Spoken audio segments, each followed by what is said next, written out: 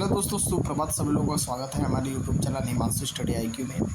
दोस्तों, जैसा कि आप सभी लोग जानते हैं, आज 22 जुलाई है। हाँ दोस्तों, आप सही सुन रहे हैं, आज 22 जुलाई है और आज सेकेंड ईयर का वाइवा है। जी हाँ दोस्तों, कल हमारा प्रैक्टिकल रिटर्न हो चुका है, जिसमें आपको थ्योरी लिखनी थी। आपने प्रैक्टिकल को थ्योरी के रूप में लिखा, बताया और प्रैक्टिकल जो पूछा गया था वो आपने उसको बताया। ठीक है, आज जो सेकेंड ईयर वालों का डे है वो क्या है, आज उनको प्रैक्टिकल बना के दिखाना होगा और साथ ही साथ उनको प्रैक्टिकल के बारे में बताना भी होगा। एग्जामिनर आपसे पूछेगा वाइवा के रूप में, क्वेश्चन आपको आंसर करने होते हैं। तो हम संभावित क्वेश्चन लेकर आए हैं दोस्तों। जी हाँ दोस्तों, आपको ये प्रश्न पत्र में संभावित क्वेश्चन मिलेंगे। ठीक है, ये नहीं कह रहे हैं कि यही प्रश्न आएंगे, बस आपको ये बता रहे हैं, अंदाज़ लगा सकते हो इस तरह के प्रश्न आएंगे, आपको तैयार कर लेने हैं। ठीक है, ये सभी ITI के लिए लागू, चाहे NCVT हो चाहे SCVT हो, और ये सिर्फ इलेक्ट्रीशियन के लिए है।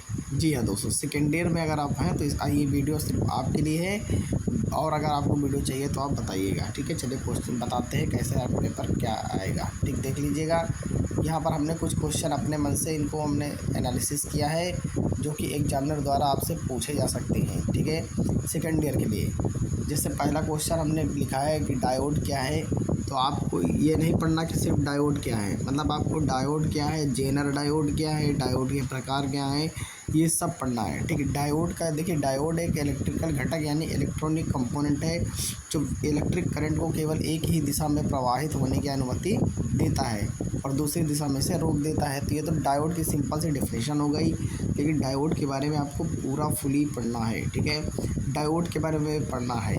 अगला इम्पॉर्टेंट क्वेश्चन, ब्रिज रेक्टिफायर क्या है। देखिए, ब्रिज रेक्टिफायर में 3 डायोड यूज़ किए जाते हैं, और ब्रिज रेक्टिफायर क्या करता है, AC कन्वर्ट कर देता है DC में, AC को कन्वर्ट कर देता है DC में, कन्वर्ट कर देता है ये। और ये एक फुल वेव रेक्टिफायर होता है। कैसा रेक्टिफायर होता है, फुल वेव रेक्टिफायर होता है।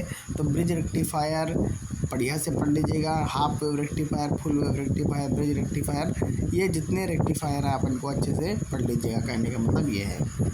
अगला कि DC मोटर क्या है। दोस्तों, DC मोटर डायरेक्ट करंट, यानी कि ऐसी मोटर जो DC करंट को यांत्रिकी ऊर्जा में बदल दे, मैकेनिकल एनर्जी में बदल दे। कहने का मतलब आपको DC मोटर के बारे में पूरी जानकारी होनी चाहिए, आपको ये सब बताना होगा वहाँ पे। उसके बाद प्रत्यावर्ती धारा, जिसको AC अल्टरनेट करंट कहते हैं। AC और DC करंट में अच्छी सी जानकारी आपको पकड़ होनी चाहिए। ठीक है, अगला, भारत के अंदर AC और DC की जो फ्रिक्वेंसी है वो 50 हर्ज है।